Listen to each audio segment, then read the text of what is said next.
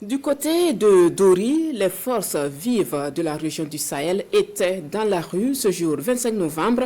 Les populations ont donc battu le pavé pour marquer leur adhésion aux actions de la transition et souhaitent du même coup plus d'accompagnement. Dori et environ attendent la libération de la route nationale numéro 3.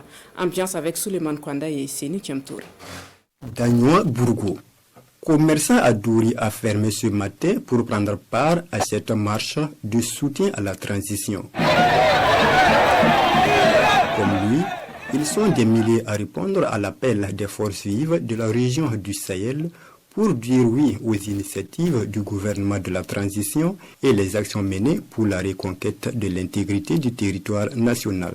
Nous sommes solidaires à l'endroit de toutes les autres régions et à l'endroit aussi de nos autorités de la transition pour toutes les politiques et tout ce qui est mis en place pour le retour effectif de la paix dans notre Burkina Faso. Et pour soulager davantage les souffrances de la population du Sahel, ces forces vives sollicitent un appel à l'accompagnement du gouvernement. Et nous demandons aussi quand même un regard beaucoup plus accru quant à la réouverture de la RN3 et de la libération de toutes les zones sous blocus au niveau de la région du Sahel. On voit qu'actuellement ça va, mais nous voulons l'amélioration de l'ouverture des voies pour faciliter pour nous aussi notre commerce. Parce que nous voyons qu'actuellement ça travaille, mais jusqu'à présent le convoi dure avant de venir au Sahel ici.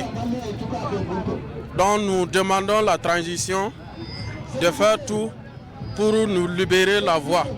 Du rond-point Arba Diallo, les marcheurs du jour passent par le rond-point de la face de Dori, se rendent au gouvernorat où ils remettent un message au premier responsable de la région du Sahel à transmettre au président de la transition. Moi personnellement, je représente le gouverneur et je vais veiller vraiment à ce que le message parvienne à qui de droit. Cette marche de soutien à la transition sert de cadre pour soutenir les peuples maliens et nigériens.